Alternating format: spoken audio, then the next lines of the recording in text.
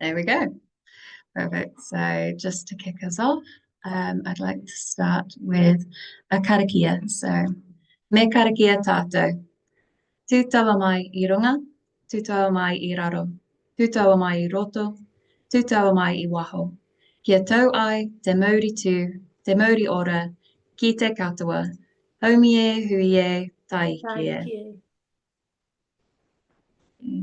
Um, so just a very quick note about this series.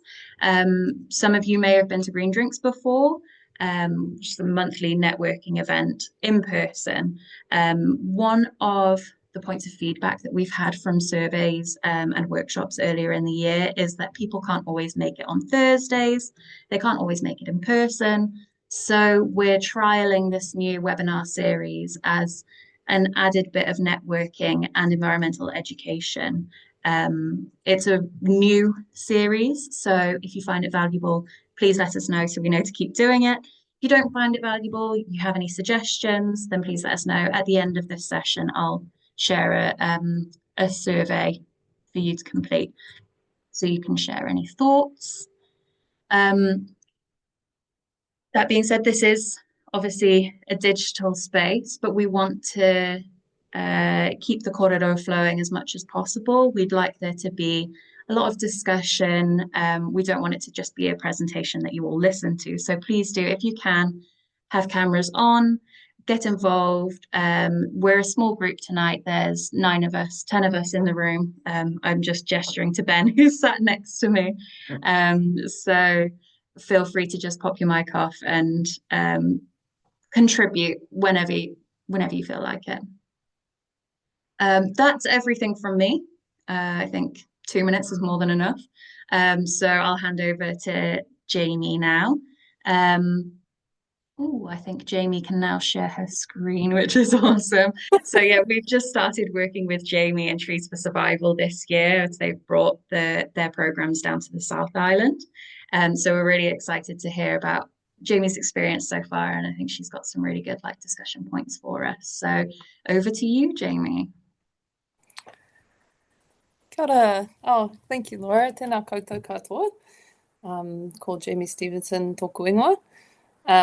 Yeah, and thank you for that introduction. I think it's been really good to sort of come together working both with Trees for Survival and Christchurch Envirohub, and to have that support of the Envirohub. So thank you for inviting me along, and and for your support of this mahi as well. Laura, I was really hoping that by sending that link, it would now allow me to share my screen, but I still can't see. Okay, no worries. So, I'll stop sharing, and then I will share it again with you. Cool. So I've sent through a few options. Let me know if any of them work for sharing. Otherwise, I'm just gonna.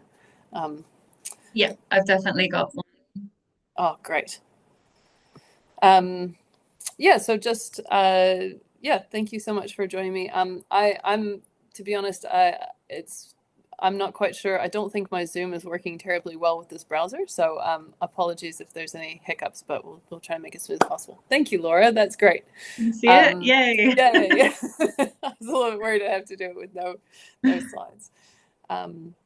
So just tonight, hoping to talk a little bit about Trees for Survival, the work that we're doing across the Motu and within Te Waipounamu, as well as my sort of experiences being quite new in the role and helping it expand into the South Island, and hoping just to maybe use it as an opportunity to talk a little bit about different approaches to working for sustainability, environmental protection, all sorts of things in that area. I think that's a good place to start.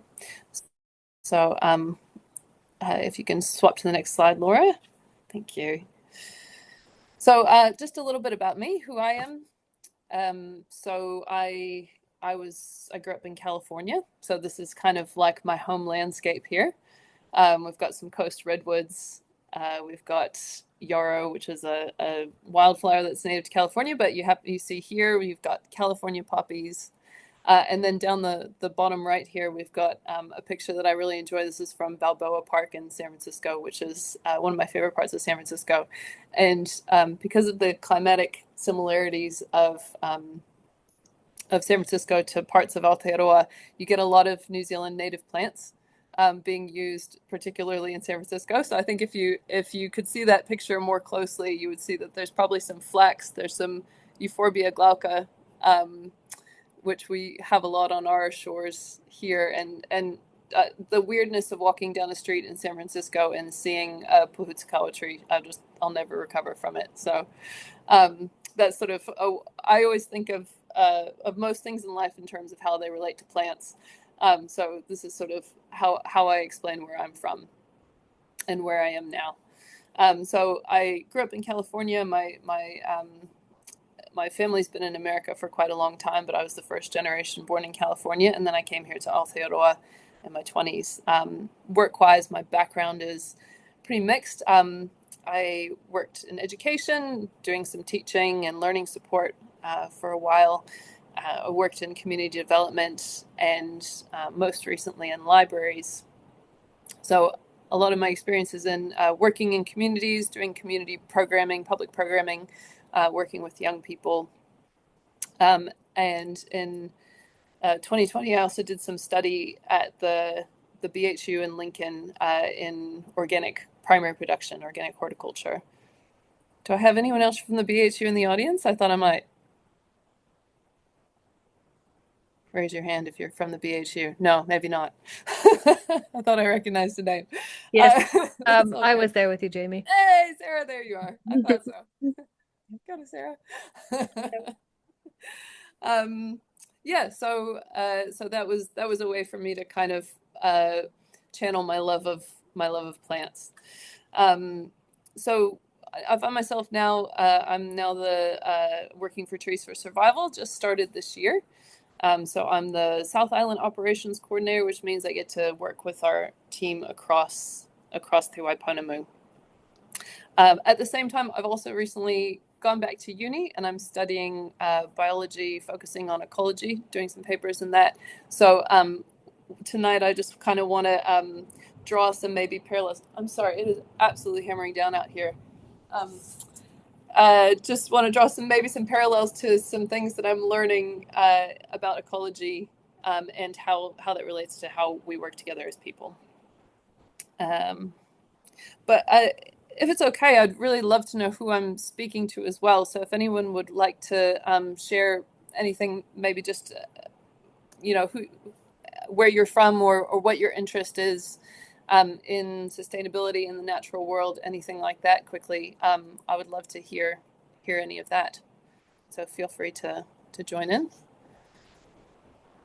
I guess Ben and I can start off since we're on the Great. same screen, and then we'll hand over to the next person. So Great, thanks. I obviously did a quick introduction to myself, but I'm Laura.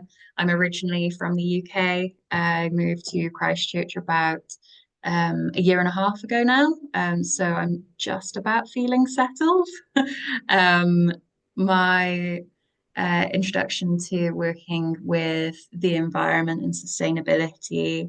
I'm quite new to this area myself, so I love coming to events like this to learn a bit more about everything that's going on. And I've been constantly amazed by all of the incredible work that goes on in this city, in this sector. So it's really cool to be able to get together at events like this and share a bit about what everyone's doing. I guess that's not so much about me, but there we go. That's me. That's over to Ben. I've been Takaunga. So I was gone for 4 months, and Laura did an excellent job of being interim manager in my stead. I'm back now, so now I'm observing these webinars that are new to our organisation. But in terms of my background, I have always been passionate about the environment. I did a commerce degree, contrary to what I do now, which is managing the Environment Centre. But I've done quite a bit of work in stormwater, general education around environmental themes, and just generally learning about all the different work that goes on in the sector as Christchurch Envirohub is a networking connector. So yeah, that's my intro. we tag someone? Maybe we'll hand over to Sarah Goldberg. Kia ora, everyone.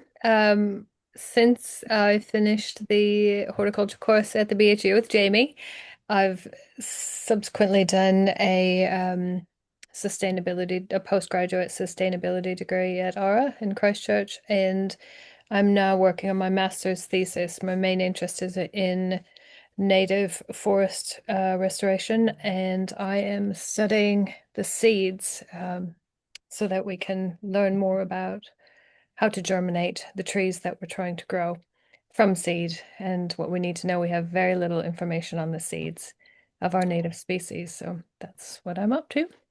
Wow, incredible. Yeah, it's really cool. I see we've got something on the chat. Vanessa, awesome. Thank you. Oh, fair enough. Thank you for that, Vanessa. I can go next because I've just pulled over to I'm actually listening while I'm driving because I'm on my way home, but I don't have any education or anything in the sustainability and environment world. I've only worked with cleaning companies, so I'm an operations manager at a cleaning company, but the environment and sustainability is a point in my heart. We are avid 4x4ers, so we go remote 4x4ing and camping. I've got 3 boys, and our most recent one was Mount Cook, deep into the jungles of Mount Cook, and then we did some camping there. But it's really it's a passion of mine to find out how can I be more involved in the environment and what difference can I as an individual person make and bringing the company with me. So yeah, that's why I'm here with the hope of seeing where I can get involved. Is there any volunteer opportunities, anything that I can get involved? Is it something I can bring my kids and the kids' friends, bring people from work along? So yeah, that's why I'm here and trying to get more involved in it. You're absolutely in the right place, Wendy. Thank you so much for coming along. That's one of the things that we really focus on at Christchurch Envirohub is connecting people to different community organisations and volunteer opportunities. So we have some opportunities within Envirohub, but we also have a lot of really close connections in the network that we can direct you, if you have particular interests, and we can direct you to the perfect groups. Oh, that's fantastic. Okay, perfect. Awesome. Thank you, Wendy. Anyone else who'd like to jump in and introduce themselves? I can't see, is Sarah still here? Hey, Sarah. Yeah, your turn. Sorry, I can't tell if I'm on or not. Oh, sorry, I was just cooking dinner. Hi everyone. Sorry, I was also driving as well, so apologies if anyone saw that. I'm Sarah. I'm also from Envirohub, and I'm the programs coordinator for Envirohub. But my background is I studied at the University of Canterbury doing a social and environmental sustainability degree. So super interested in community groups, how we can encourage behaviour change and work through collaboration with different groups, as well as environmental education, specifically with kids and families. Really enjoy that. So I'm super excited to hear from Jamie and see how she navigates that through her work and what she's done in the past with her career. So yeah. Awesome. Anyone else feel like jumping in? Totally optional, but don't be shy. Hello, I am another Wendy. Collect us all. I am a first year technology teacher at Cashmere High School, and I've just taken on the Sustainability Council student group for next year. So really keen to hear more. Long-standing interest in all things permaculture, sustainability, etc. Community especially, that's what we're all here for, the people and the environment. We're all together, all interlinked. And yeah, I was at the predator trapping workshop last weekend at the Envirohub, and it was really awesome. Hey Wendy, just wanted to let you know that I went to Kashmir, so woo! Yay, yay. Nice. It's a great school. Oh, thanks, Wendy. Anyone else? Give you a moment. Oh.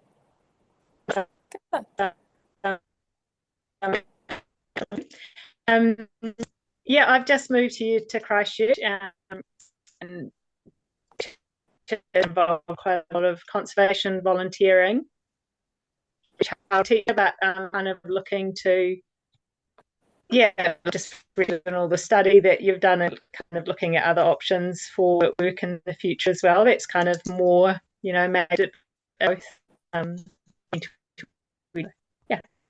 of interesting what you do. We've just had a lot. I think we've not had a great connection with you, Kieran. But, I think my connection's not good. Yeah, it's a little bit choppy, but it's all good. Yeah. New to Christchurch and kind of interested in finding out what options are for work or getting involved. Is that right? Yeah. Yeah. Awesome. Awesome. Thank you. Do we have any other takers?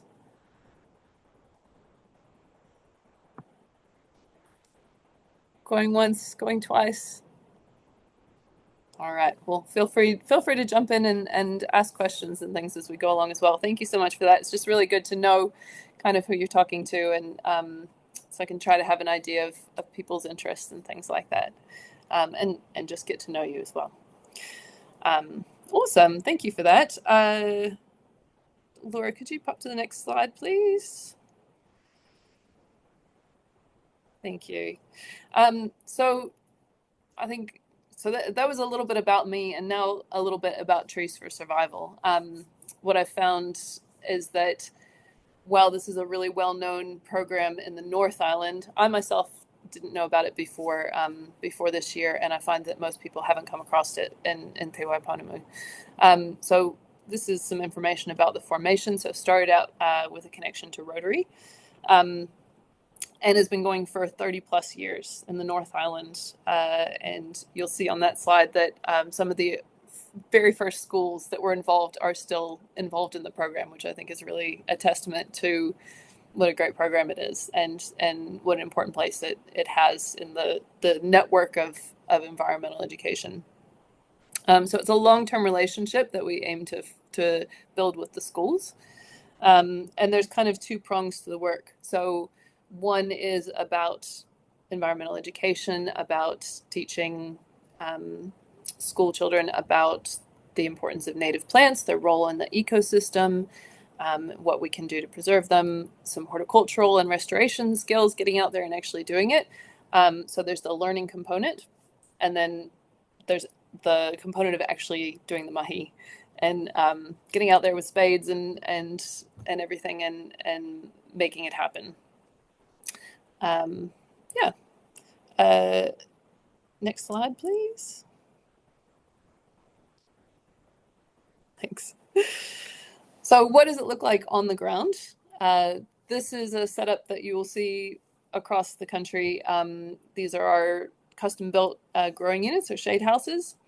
So if you go to a TFS school, you'll see these set up with an irrigation system and a collection of eco-source seedlings from the ecological district that ideally that they'll be planted back into.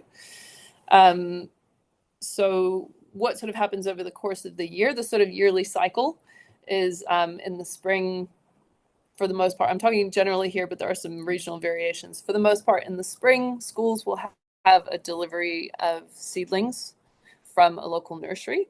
The local Trees for Survival facilitator will come and join the school to pot those up. They come in little tiny plug trays, if you know those. They're only about that much soil, but they can't stay in there for long. So the TFS facilitator will come and help the school put them into big planting bags. And they'll stay there until the following year. So they'll usually arrive somewhere around September, and they'll be planted out the following May to September, so mid-year the following year.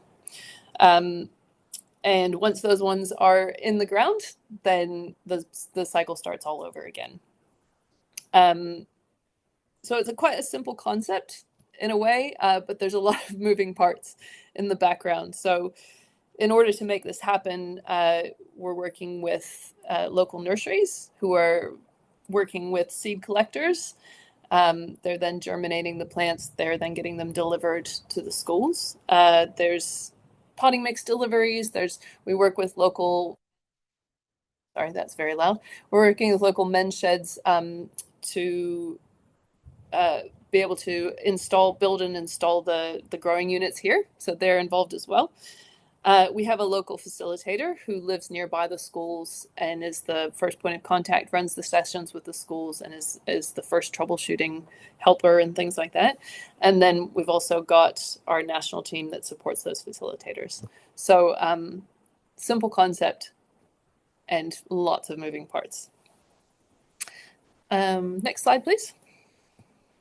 So here's an example of a community planting day. So as I say, once the school has had the seedlings for sort of 9 to 12 months or so, then we're going out onto a piece of land to actually do planting. So you might have about 30 or so students, along with teachers, parent helpers, sponsors and funders, and the landowner.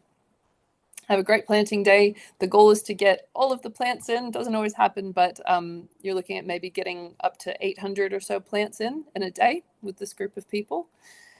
Have a big lunch together, of course. You have to have lunch.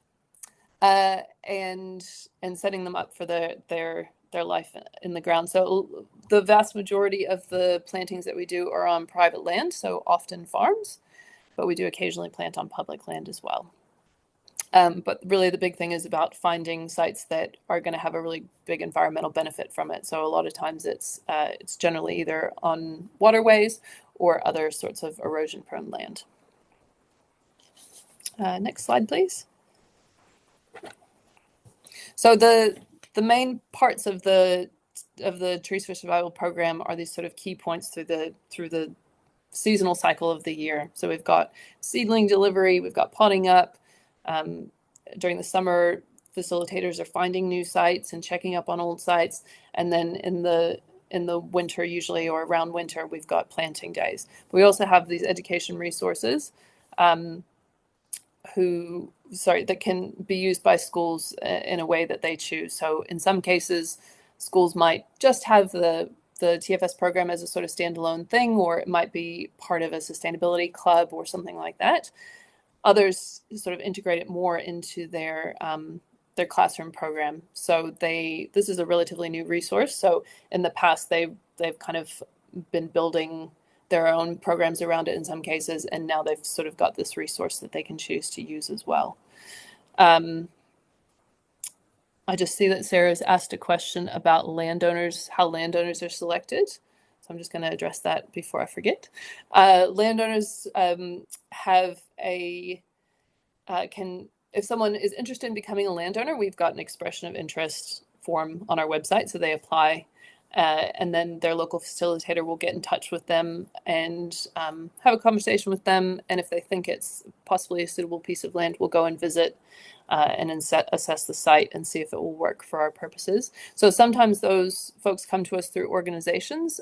So for example, through a sponsor, we do have some sponsorship from Fonterra. So Fonterra might say to a group of farmers, oh, this program's coming up. If you're interested, get in touch. Might just be word of mouth. Sometimes it's through the school. So sometimes we'll be working in a school and parents or grandparents or things will have a farm, and they might hear from the students or put a note in the newsletter, and they'll get in touch and say, yeah, we'd be interested. Is that good, Sarah? Cool. Let me know if you have more questions about that. Next slide, please, Laura. So just a little bit more information about the benefits. So as I said, focusing on sort of waterways and erosion prone land, because you get those multiple benefits. It's not just the water quality that is improved by slowing nutrient runoff and shading and cooling the water, but it also has those biodiversity benefits, creating habitat and having resources for other native species. And of course, that will influence, that a lot of the species that we end up using have to be those ones that are happy to have wet feet or happy to occasionally be underwater and things like that. But all goes into this selection of the species that we use. Next slide, please. I need some sort of signal or something, Laura. So there's as I said, simple concept, but lots of people involved in making this work. So we've got schools, communities, local landowners. So it can be a really good opportunity for schools and landowners to form relationships or sometimes strengthen existing relationships. So as I said, sometimes we find landowners because they've got children or grandchildren in schools that we're working at. Sometimes they attended the school years ago and they really enjoy going back to their old school and being able to form that relationship again. And sometimes schools will go back to the same land for a number of years to plant in different parts of the property. And that's really nice because they can see what their last planting looks like now, and they get to know the landowner and things like that. We return to, you can see in this picture, we return to properties that we've planted for 2 years, the 2 summers after planting, to monitor and see how the survival rate is and things like that. Be able to offer advice about how to help the plantings survive the best they can. And we're working on a number of other ways to monitor the impact of planting. So we're working with Birds New Zealand, which is the Ornithological Society, to do some pilots of bird counts around planting sites. And there's a number of other things in progress, but definitely something that we're trying to do, keep an eye and make sure that what we're doing is actually having an impact. In this slide, I just had an experience today actually where I'm up in Auckland at the moment, not in Auckland, sorry, Waikato, with one of my colleagues, and we went to visit a previous landowner to see how the plantings are doing. And we ended up having this great conversation with this landowner about their waterway, and that led on to a conversation about eels, tuna, and the life cycle of tuna, and how they travel to Tonga and then return as white bait, and then they swim upstream, and how old they get and everything. And it's amazing, the sort of conversations that come up that you might not expect from just starting point of, we've got some plants, do you want them? So great conversations to be had. Next slide, please. So as I sort of alluded to, Trees for Survival has been going in the North Island for quite a long time. And apart from, we had a couple schools briefly in Queenstown, but for the most part, it's not really had a presence in Te Waiponamu until this year. And this year we've got 4 new clusters of schools, which is very exciting. So we've got one up in Mohua, so between sort of Takaka and Collingwood in Tasman. 3 schools up there. We've got 1 school in Christchurch, that's me, that's my school. And South Canterbury, kind of spread around the Geraldine, Te Muka area. We've got 3 schools down there, and 3 in Southland, around sort of Lumsden. So those are the thing about that is they're all new schools and all new facilitators. So it's a really exciting time. We're all sort of learning how the airplane works while flying it, which is really exciting and really fun. And as the coordinator, Jamie, that is a lot to coordinate. My God. It's great. I love this stage of a project when everything's still building and exciting and a little bit chaotic. But the nice thing is we've got the support of this, long running program to back us up. And we're all learning together. And the facilitators I'm working with in these places are incredibly skilled people with amazing experience and knowledge. So I'm very lucky to have this amazing team to work with. And we're hoping, is a work in progress. We've got, wheels are turning, but it looks like we'll probably have 3 additional schools for Christchurch So it's for the 2026 to 2027 year. So they'll be getting their first seedlings next year. So watch this space. Okay. Yeah, very excited about that. So I'm just checking if I have anything else to say. No, next slide, please, Laura. So here's some pictures from, this is just some examples of stuff that we've been doing around the South Island this spring. So this is some potting on sessions in South Canterbury with our wonderful facilitator down there. And I was there for the, if you see the one with the kids wearing the green shirts, I was there for that one, and it was really great. So these are, they've received their plug trays, they're putting them into their planter bags, and there was some great commentary going on at this particular school. Some of my favorite quotes were, "Oh man, this is better than playing video games." And one of the one of the kids was like, so how long are we doing this? And I was kind of joking around with him, and I was like, "Oh, just probably another like 11 or 12 hours." And he was like, "Oh, that's cool. I could do that. This is quite fun." And I was like sort of 10-year-old student. I was like, amazing. So they had a great time, and that was really exciting to see. And so we've been doing this same process, South Canterbury, up in Mohua and Ōtautahi. We finished all our potting ons, and now we've got Southland ahead because of the weather situation. They don't actually do potting on until term 1. So it'll be great. But over the summer, our thoughts now turn to keeping everything alive. How do we make sure everything has enough water? How do we make sure that there's not renovations going on at school and the builders turn off the water over summer? How do we make sure that everything survives one of the harshest times of the year? At the same time, we'll be going out into the field to have a look at planting sites to see if they're going to work for our winter plantings next year. So yeah, that's where we're at South Island at the moment. Next slide, please, Laura. Thank you. So just as Laura said, the idea is to kind of create a bit of a space for us to talk to each other as well. And as I was thinking about what we could talk about, sort of connecting to my experience with Trees for Survival and our arrival in the South Island and what our work is and things, I started thinking about, I think one of the things that I found with Trees for Survival is it's quite different from other organizations that I've worked for in the past, which have mainly focused on working in one particular geographical area and doing lots of different things in that area. And I was like, this is a different approach.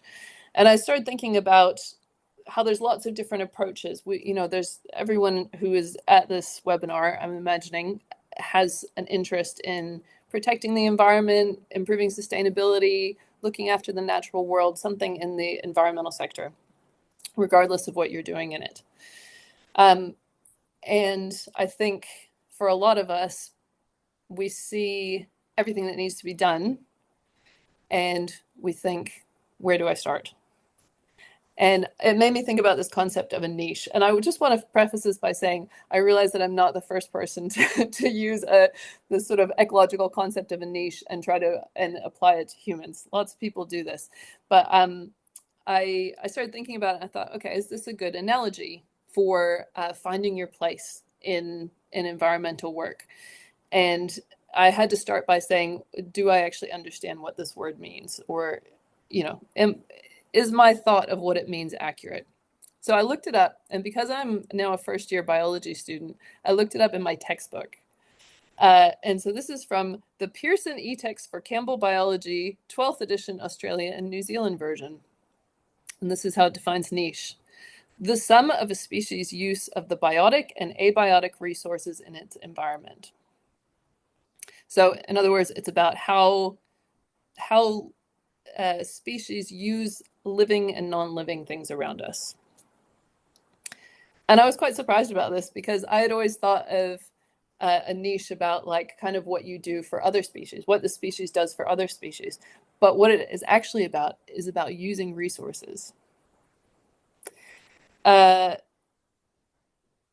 I thought was interesting. So it's about what you need what you need to survive, and then what you do with it. So I decided to use the analogy of some of these plants here. This is a lovely design by an artist called Iris Wood, I believe, who has all these beautiful native plants here. And I thought, okay, well, when I look at this picture, I can see these different plants, and I know that they need different things, and they produce different things. So I look at our cabbage tree, our tikoko there, and I know that needs, like everything else, it needs sunlight, it needs water and stuff, but it has a particular range of circumstances that it thrives in. It likes a lot of light, doesn't mind having wet feet. It likes a big exposed expanse. It likes a lot of sunlight. So it can thrive in these windswept areas. It can thrive on the edge of a forest, but you're not really going to find it like in the center of a deep, dark forest. It's just not its vibe. And then you've got your kahikatea, and that starts out really happy on a sheltered forest floor. Doesn't mind a bit of shade in the beginning. You're not gonna find it out on the windswept hills with no shelter. But eventually it's going to grow up to burst out of the forest and be one of the tallest trees of the forest. So it has its own set of requirements, and it has its own things that it produces. This is a little bit of heavy-handed metaphor. I'm not shy about saying that. And so with all these resources, what do these plants produce? They produce fruits and flowers with pollen and nectar. They create habitats and resources for other species to use, food for invertebrates. And they have their value for humans as well in all sorts of ways. I understand that a lot of these species have really rich cultural value, and that's not my area of expertise, but there's great resources out there that can teach you about all that sort of thing as well. But I just want to acknowledge that cultural context as well. But when it comes back to it, looking for your niche, I'm going to tie this back to environmental work, I swear. So it just made me think about the fact that we all have a different set of resources that we need, and we all have different things that we can produce. Next slide, please, Laura. So in finding out what your niche might be in working towards environmental sustainability, these are the things that I started thinking about.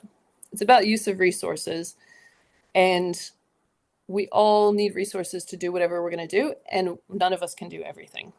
We all look around, everything needs to be done, and so we feel like we need to do everything, but it's not practical. So in terms of the plant world, there's different approaches to thinking, okay, I can't grow everywhere, I can't make everything, so how do I choose where I'm going to thrive? So in the plant world, there's different types of results. You've got your ecosystem engineers that create the physical structure of the ecosystem. So this might be like kahikatea, massive tree, creates lots of physical spaces in its trunk and things like that. Where I'm from, the classic example is beavers, because they make the physical structure of the dam, they create wetlands, and then things grow around that. And then you've got things like your wasteland flowers that are those like tiny little plants that grow like in car parks or on the side of the road where nothing else will grow. And they're just filling in a spot, that would otherwise be empty. So I think like the analogy there is that we've got our people who are doing this big structural work, working with governments, working with, governance, all sorts of things. And then we've got people who might want to focus on personal interactions, educating someone in their neighborhood, or maybe even just what they do at their own house. And all of those things are important. And I think knowing which one of those things you really thrive on is crucial. And there's also trade-offs. And this is kind of what I started talking about with my experiences with Trees for Survival versus other places I've worked with. So my tree example here is when you're a tree and you're making seeds, you need to decide whether you want to make lots of seeds and play the numbers game, or do you want to make a small number of seeds and set it up really well, give it lots of resources so that each one is very likely to grow into another tree. And so I think in a people sense, you've got organizations and people in the environmental sector that work really locally and try to do lots of different things locally. Or you've got organizations like Trees for Survival that try to do one specific thing and do it in a really widespread way. those are obviously not the only options, but I think that's kind of a difference that I've seen. So next slide, please, Laura. We're going to get to talking together very soon. So this is, as I said, Trees for Survival is trying to have this quite widespread impact. So it's trying to do one thing really well. And the way that it does that across the country is not identical, but is very similar. And that makes it kind of run quite well. And within that, we've got limitations, we've got trade-offs, and we've got resources that we need to use. So funding is always a huge thing, as we all know, for kaupapa that don't generate their own money.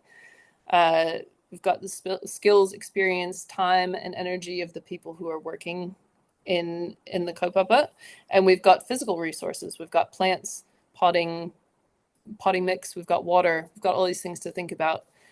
So what is the way that we can have the greatest effect given those limitations? Next slide, please. So we focus on doing one thing quite well across the country. And even though it's doing one thing, the impacts, there's multiple impacts, multiple benefits. So here's some examples of things that we've accomplished in 2025. And as I said, we're looking at bird counts, we're looking at other things, measuring carbon sequestration. We're looking at how we can measure that impact in numbers, but there's all the other stuff as well. There's the conversations with landowners about the life cycle of eels. There's getting kids interested in working with plants or being outside, or having them get the idea that native plants are different from other plants, and that could be a good thing. So one thing can still have lots of different impacts. Next slide, Laura. Thank you.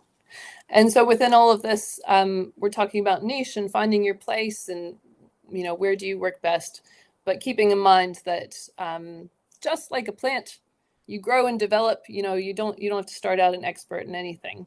You grow into it. You bring your own skills and your own unique personality. You adapt to what is around you, the environments that you encounter, and how things are changing around you.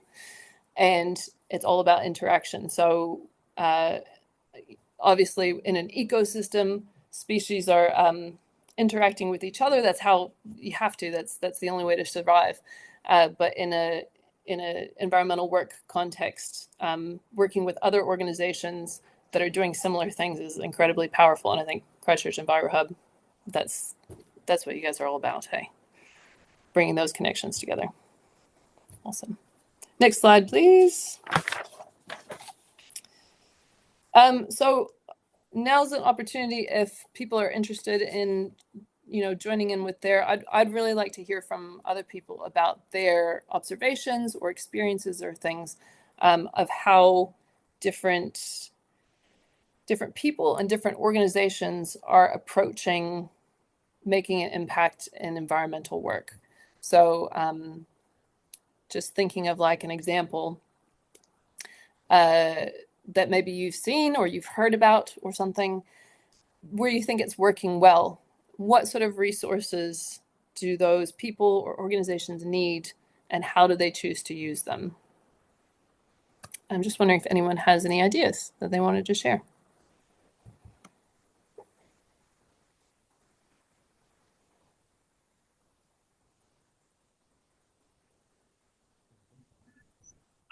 I've got one.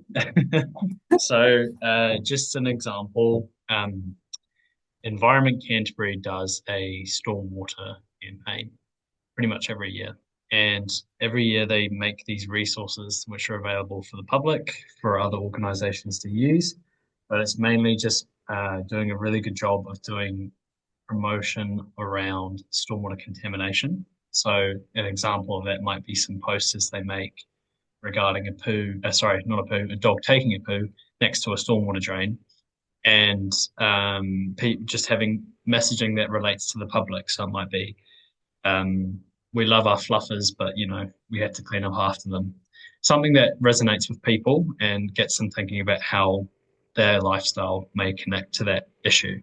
So with that in mind, a lot of what ECAN does is try to encourage different organisations around New Zealand, not just within Christchurch, because Environment Canterbury's regional council, to utilise these. And I know last year I was telling other Envirohubs in other areas of New Zealand about this campaign, and quite a lot of them actually put their hand up to receive these resources as well, to ensure that we could spread them nationwide rather than just within Canterbury.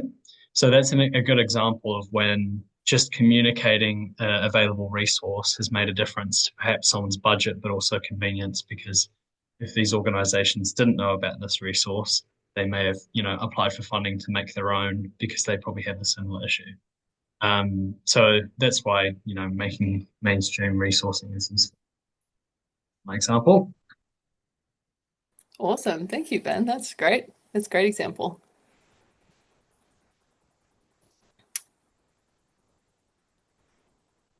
Yeah, and I think that's an interesting example to me, because it's like they chose to use their resources to make their funding, their staffing, everything, and physical resources to make posters to educate people. But then that it sort of didn't stop there. They also used it to and you and yourself used it to connect with other communities and things. And so there's a connection aspect, there's an education aspect. It's great story, feel good story. Thank you, Ben. Yeah, and it's worth mentioning that we have a useful resources / links page on our website. So if you know of any useful, especially digital resources that could be applicable to any other sort of environmental group, please send through the link, because we're happy to add them if they're applicable to us. Cool. That's great. Anyone else have any examples? It could be like a group in your neighborhood, or it could be like a group that you are on their mailing list, and you get you get emails about making submissions to Parliament, or it could be like a neighbor that you have who you think is doing something cool. Any ideas? I can just say that the restoration groups that I've seen have the most success are really supported by a driving force within that organization. So it's either one person or a group of people that are extremely committed, and they show up to do the work, and they bring in other people, and they are looking for opportunities. So they're talking to others, what's working, what's not working, where can we get funding? And they're also, really good at networking and applying for grants and looking for those additional funds. So I think it's, having some really, truly committed people willing to do the hard yards in that regard. Yeah. I think another important part of what you just said there is that it's not just one person doing everything. Like, there are people around them, which is kind of exactly why we exist as well. It's just, we all work in isolation unless we don't. So try bring people together on a common topic. Yeah. I guess the strength that they have is they recognize they can't do everything, but they do need to drive that train a little bit. And they're constantly scanning the environment and looking for, okay, who can I get to help with these things, and what expertise do we need? What are we missing? Yeah, I think they're also open to learning, so they're assessing and reassessing what's working, what's not working. These are when you're doing any sort of planting, I'm sure you already come across this, Jamie. These are complex ecosystems, and we can't know everything. We just can't, and we don't. And as much as we pretend like we do, we're just learning from the environment all the time. And so thinking we know where to plant things, and then it turns out that didn't work for every area in the country. So yeah, just learning new things and sharing with each other. It would be nice to have like an Envirohub for restoration work, something to link everyone in the country together. I mean, there's I guess conservation volunteers, a little bit of that. There's a couple of networks that exist that work around restoration. So you've got the Pawahu Heathcote River Network, you've got the Ōtautahi Estuary Trust, and you've got the Avon Ōtautahi Network. So they focus on certain segments of the river. But then you've also got predator trapping as well. So predator-free waterholes that will do work around conservation to ensure that we get rid of pests. So there are quite a few groups, but I hear what you're saying about having like a centralized connection point, and usually within the themes of the environmental work we do. So you've got the Community Energy Network, you've got the Food Resilience Network, the Waterways Partnership. There usually are common leads in those areas. So I would say that there isn't a lacking there. There's definitely groups that do it. Waterways Partnership is another one that would be bringing groups together that focus on riverbanks and whatnot as well. Yeah. Interesting. Ben, do you know of one that specifically deals with my feeling from Sarah is she's looking for a network that brings together that knowledge of native planting, plants in the ground. Specifically planting. Yeah. Then probably what Laura suggested before, then Conservation Volunteers does a lot of that sort of work. They do have niche areas where they get funding to plant, but they would have a lot of common knowledge around doing it and maintaining. Yeah, I would say Estuary Trust as well. They do a really good job with, again, a certain area, and they have lots of knowledge around. We need the t-shirt. Yeah. We're just coming up to 6 o'clock. So I'll just give it back to you, Jamie, to wrap up for us. I'll make a couple of final points, and then we'll let everyone get on with their evening. But yeah, do you want me to go to the next slide? Yeah, maybe just skip ahead a little bit. Yeah, if you want to go to the next one. So just to quickly say, we don't really do much volunteering with Trees for Survival because it's very school-based. But if you're involved in any of these sort of things or interested, see our website or get in touch with me. Next slide. And the kind of where I wanted to go with this was to ask you to think about like one thing that you think you could do well to help these issues and what resources you would need. So I'll leave you to think about that, because I really apologize. I thought we were going to have lots of time for discussion, but I obviously just talked a lot more than I planned to. And maybe the next slide, Laura, and just some contact information for us. If you'd like to get in touch. And yeah, I really apologize. I had visions of great big discussions that we were going to have, but I've obviously just gotten too excited about talking about what I'm experiencing. Yeah. I'm more than happy to send out the questions, and then people can send in their answers so you get some feedback on them. Cool. I think that was really nice. Yeah, I think I'll leave Jamie's slide up there so that you guys can take down any contact details that you want to. And I'm just going to send a message in the chat now with a couple of links and some contact details for Envirohub.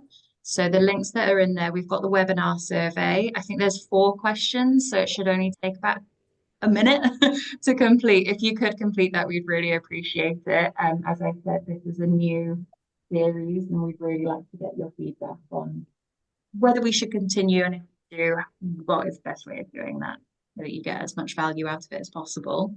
The other thing I wanted to note is that we have our next green drinks coming up. So it is on the Thursday, 18th of December.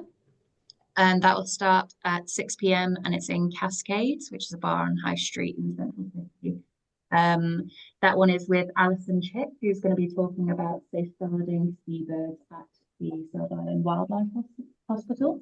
So if you are free to come along to that, you'll see a few familiar faces there. It's just a really, really great event like we've had tonight, really interesting conversations with like-minded people.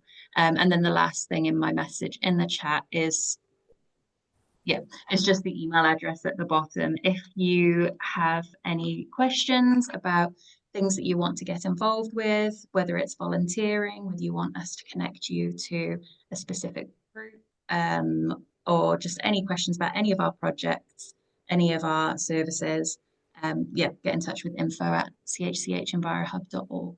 And then that last bit is our website as well. So you can find out about our co-working space, our events, our programs. EnviroKids is another one I wanted to mention specifically for Wendy. Potentially bring your children along. Every Saturday we have a free educational activity for kids in the Botanic Gardens in the kiosk. And